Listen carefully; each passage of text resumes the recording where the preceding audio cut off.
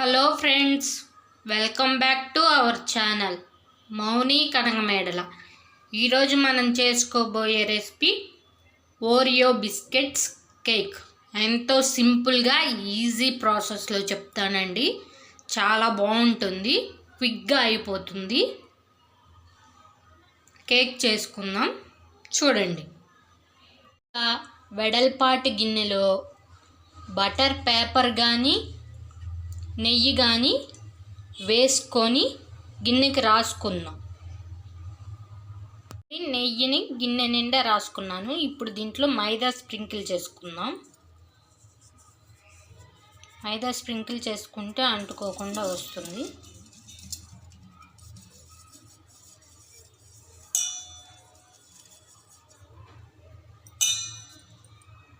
ఈ విధంగా శుభ్రంగా అప్లై చేసుకొని పక్కన పెట్టుకుందాం.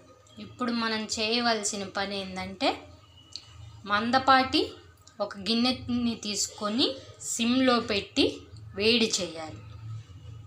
నేను ఇక్కడ రైస్ కుక్కర్ గిన్నెను తీసుకున్నాను. మీకు సరిపడినంత గిన్నె తీసుకొని మీడియం ఫ్లేమ్లో పెట్టి వేడి చేసుకోండి. మీడియం ఫ్లేమ్లో పెట్టి మనం కేక్ బేక్ చేసేటప్పుడు హై ఫ్లేమ్లో పెడితే కొంచెం ఉడుకుతుంది, కొంచెం ఉడకదు. అందుకే ఒకే ఫ్లేమ్లో ఉంచుకొని కేక్ని బేక్ చేసుకోండి. నేను ఇది పెట్టి దీంట్లో ఒక చిన్న స్టాండ్ని పెడుతున్నాను. ఈ విధంగా స్టాండ్స్ ఉంటాయి కదా, స్టాండ్స్ పెట్టి నేను మంట మీడియం ఫ్లేమ్లోనే పెడుతున్నాను. మీడియం ఫ్లేమ్లో పెట్టి గిన్నెని వేడి చేసుకుందాం. ఈ విధంగా స్టవ్ వెలిగించేసి సిమ్లో పెట్టేశాను. ఇప్పుడు మనం తర్వాత ప్రాసెస్ చూద్దాం. నేను ఒక 20 వరకు ఓరియో బిస్కెట్స్ తీసుకున్నాను. క్రీమ్ తీసేసానండి, మీకు కావాల్సి ఉంటే ఉంచుకోవచ్చు. ఇప్పుడు దీన్ని మనం మెత్తగా మిక్సీ పట్టేసుకుందాం. చూడండి, ఈ విధంగా ఓరియో బిస్కెట్స్ని మెత్తగా పొడి చేసి పెట్టుకుందాం. వీటిని ఒక గిన్నెలోకి తీసుకుందాం. ఇలాగంటి ఒక వెడల్పాటి గిన్నెలో వేసుకోండి. మనం కలుపుకోవటానికి కూడా చాలా సింపుల్గా ఉంటుంది. ఈ గిన్నెలో వేసాను. దీంట్లో కొంచెం పంచదార వేసానండి. మీరు తీపి వద్దు అనుకుంటే అంత తీపి చూసుకొని కలుపుకున్నాక పంచదార వేసుకోండి. నేను ముందుగానే కొంచెం వేసాను. ఇప్పుడు దీంట్లో మనం మైదా వేసుకుందాం. నేను ఈ గ్లాస్తో 2 గ్లాసుల మైదా వేసుకుంటున్నాను. చూసారుగా, ఈ విధంగా ఇలాంటి జల్లెల్లో వేసుకొని జల్లించుకోండి. ఏమన్నా డస్ట్ ఉన్నా పోతుంది. అండి, మనం ఈ విధంగా వేసుకున్నాం కదా, నేను ఇందులోనే కొంచెం సోడా ఉప్పు వేసుకొని జల్లించుకుంటున్నాను. నేను ఎటువంటి బేకింగ్ పౌడర్లు, వెనీలా ఎసెన్స్లు వేయలేదండి. సింపుల్గా చేస్తున్నాను, చాలా బాగుంటుంది. మీరు కూడా ఇంట్లో ట్రై చేసి చూడండి. ఇప్పుడు ఇందులో మనం కాచి చల్లార్చిన పాలు వేసుకొని కలుపుకుందాం.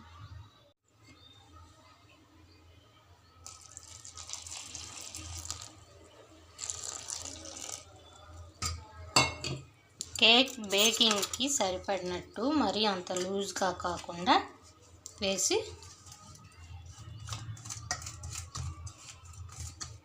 సరిపడినట్టు కలుపుకుందాం.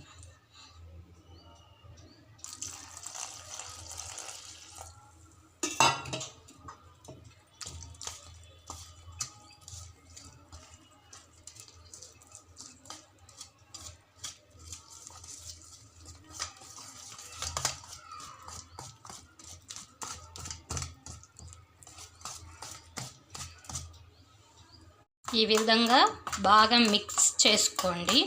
మైదా ఉండలు లేకుండా బాగా ఈ విధంగా కలుపుకోండి. అంత టైట్గా కాకుండా మరీ లూజ్గా కాకుండా. ఇప్పుడు మనం ఇందులో డ్రై ఫ్రూట్స్ వేసుకుందాం. డ్రై ఫ్రూట్స్ పూర్తిగా ఆప్షనల్ అండి. ఎండు ద్రాక్ష,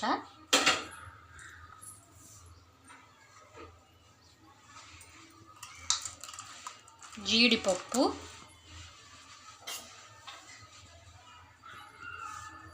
బాదం పప్పు వేసుకొని బాగా కలుపుకుందాం.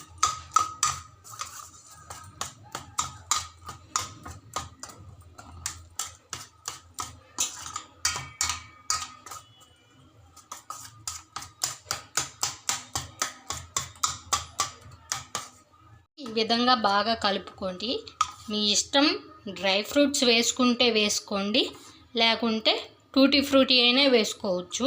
అసలు ఏమీ లేకుండా వేసుకున్నా కూడా చాలా బాగుంటుందండి. నా కాడ డ్రై ఫ్రూట్స్ ఉన్నాయని నేను డ్రై ఫ్రూట్స్ వేసుకుందాం.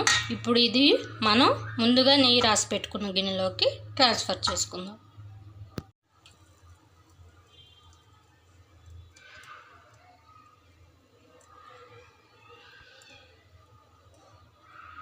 ఈ విధంగా గిన్నెలోకి ట్రాన్స్ఫర్ చేసుకున్నాను. 2 సార్లు ఇలా కింద కొట్టండి, ఏమన్నా ఎయిర్ బబుల్స్ ఉన్నా పోతాయి. మనం ముందుగా వేడి చేసి పెట్టుకున్న గిన్నెలో పెట్టేసుకుందాం. చెప్పాను కదండి, లో ఫ్లేమ్లోనే 25 to 30 minutes ఉండాలి. చాలా ఈజీ రెసిపీ అండి, సింపుల్గా చాలా బాగుంటుంది. మీరు కూడా ఇంట్లో ట్రై చేసి చూడండి. చూడండి కుక్ అయిందో లేదో చూస్తున్నాను.